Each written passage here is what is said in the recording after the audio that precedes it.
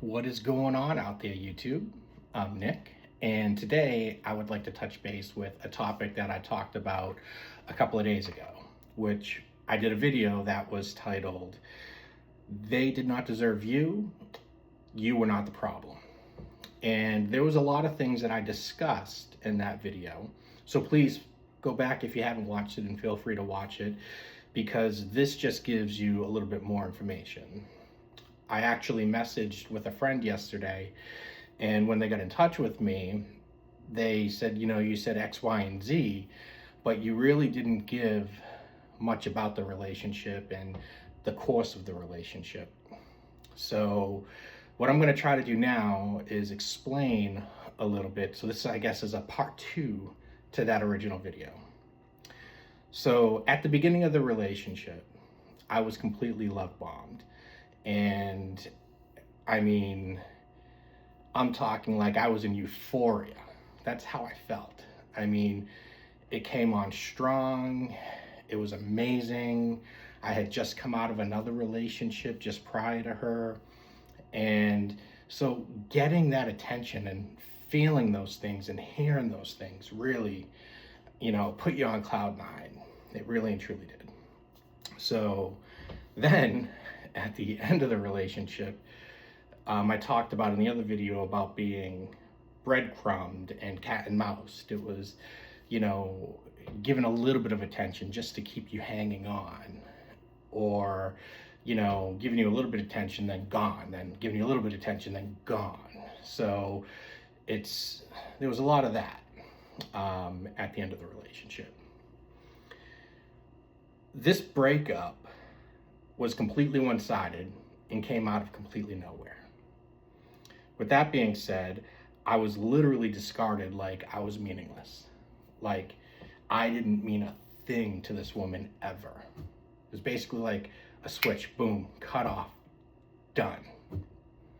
And you know what? I have to admit, I am the type of person where if somebody burns me, now mind you, burns me, I'm done with them. I can walk away like that. However, you have to have done something incredibly wrong for that to happen. There was nothing like that in this relationship. So there is no excuse to have shut me off and discarded me like that. If there were a specific reason, I would have been able to understand that better. But there wasn't. There truly wasn't.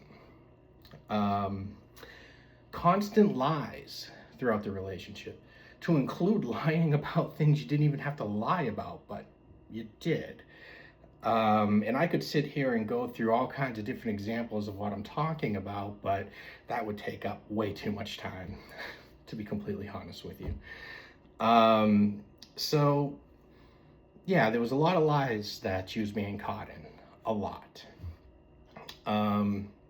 There was constant manipulation of facts and words, to the point that I started to think that everything was my fault and that I was the problem. I do apologize. I am looking down because I had a lot of thoughts that I had to put in order. And I wrote them all down so that I could have the material in writing, and then I wanted to organize it, and then I wanted to do the video. So I want to make sure I touch on everything. So I do apologize. I was just talking about manipulation of facts and words. And this manipulation really started to make me believe that I was the problem and everything was my fault. And I started to self-blame myself for things and look for excuses to blame myself for things for her wrongdoing. And if you can relate to that, y'all completely understand what I'm saying, obviously, but there was a lot of that. And I mean, I even got to a point with her when it came to lies and manipulation where I'd be like, you didn't say that to me. We never had that conversation. Then that would infuriate her, that would set her off, and then all of a sudden I was a bigger problem because now I'm not remembering things and I'm not thinking about things and I'm not paying attention. And I'm like, no, I'm pretty sure I would remember this conversation.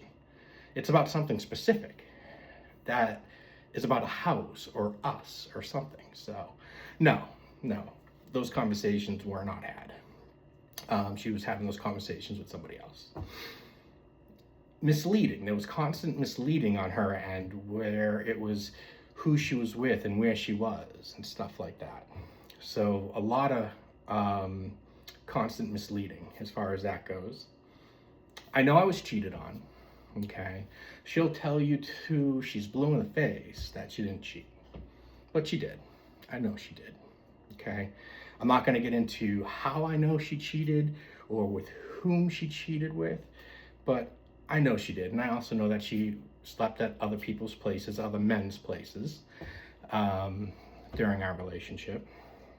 Throughout the relationship, I'm talking beginning to the end, through the breakup, she would never apologize for anything.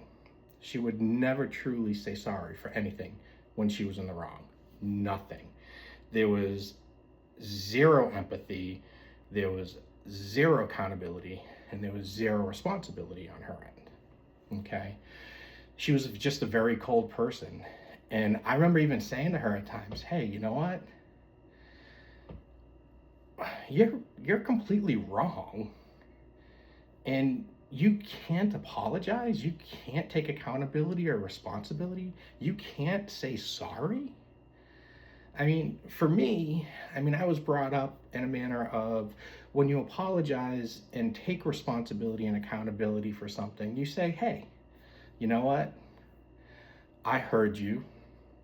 This is what upset you. I don't blame you for being upset for these reasons. I will do better. And then your actions of doing better are really what solidify the apology, because now you're saying that you understand what you're apologizing for, and then you take action on that. So there was none of that with her. I gave plenty of it. If it was my fault and there was an issue of any kind, and our issues weren't big, that's for sure. They were not big whatsoever. But if I was wrong about something and she was upset, I gave her a sincere apology. I never received one. So she would break plans to spend time together and see each other.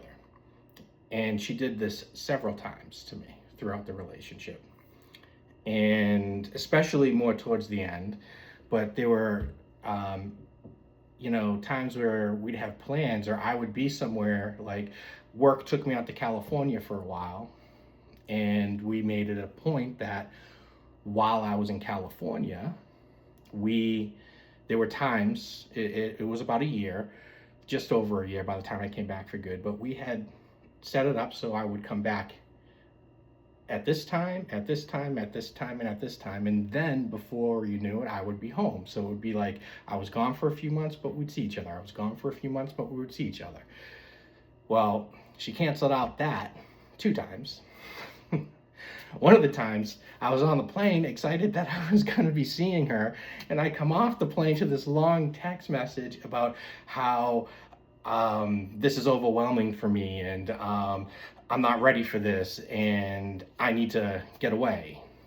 Okay, well, you broke the last time we were supposed to see each other. Here we are a few months later, about to see each other again, and now you're taking off and ditching me for the whole time I'm going to be here. And so there was a lot. There were times when I was away in California when I would be intentionally ignored and blown off. She would only contact me when she knew that I wasn't available. So I cannot bring my phone into work with me. Because I can't bring my phone into work with me, I would get messages from her, but then, if I had a break or some time to go out and check my messages, I'd see I'd have a message, I'd get back with her, and nothing, no response, no answer on the phone, So she would literally, legitimately only message me when she knew that I was unavailable to talk or to be able to message with. And like I said, Thursday through Sunday, Friday through Sunday, depending on the week, off the face of the earth. Like she was Had no idea where she was or who she was with. But I do know this, when she would tell me, it was suspect and lies. So there's that. That breakup did a lot on my self-esteem. It did a lot on my self-confidence. It did a lot on my self-worth. Again, I do apologize for looking down. I'm just trying to make sure that I touch on everything that I wrote down and had organized.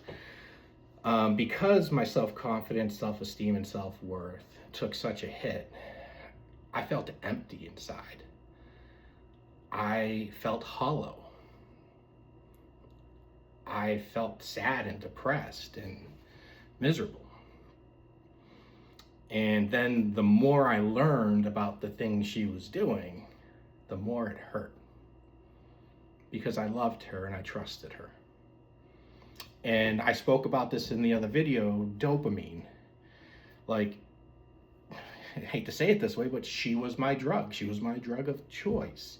And they will tell you in counseling that chemical release of dopamine that you would receive from specific drugs is the same thing, chemical, that goes off when you're in a relationship with somebody you love. And then when that gets taken away from you cold turkey, it's like you're going through withdrawals. You're thriving and wanting that so badly. So I did things that were out of character for me. I was calling her and texting her and texting her, begging her to talk, begging her to spend time with me, begging her to fix things. And I'll admit, I am a fixer and I have to work on that. If there's a problem, I want to fix it. Doesn't matter what it is, whether it's professionally, personally, whatever. That's just who I am. It's my nature. And not everything can be fixed, and that's something that I'm working on. With that being said, I ended up putting myself into counseling, and I spoke about this counseling, and it's good, and there's no shame in it. And definitely, if you're going through something like this, utilize it. It's helped tremendously. Prayer is something that was big in my life for a long time, faded away, but you know what? This brought prayer back into my life.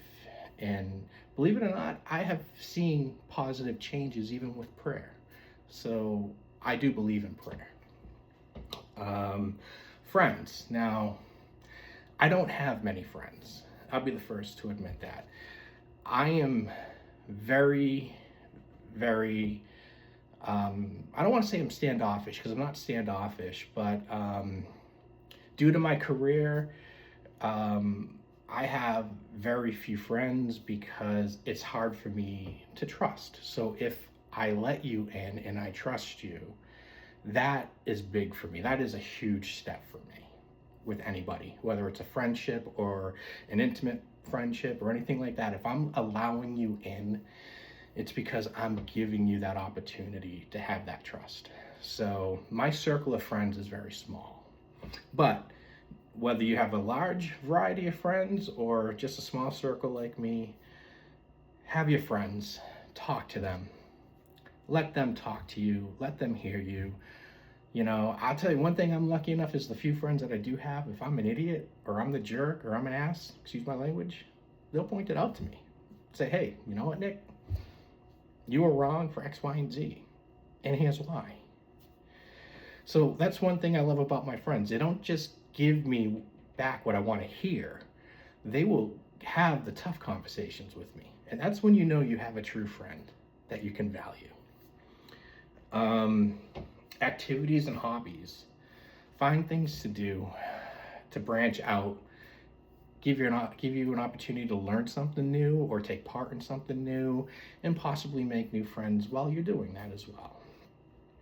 Work. Some people can bury themselves in work just to get that escape, and their mind's over here and putting that over there so that they can just focus on something and not think about that, or try not to think about that. So there's that. But yes, that dopamine feeling is real.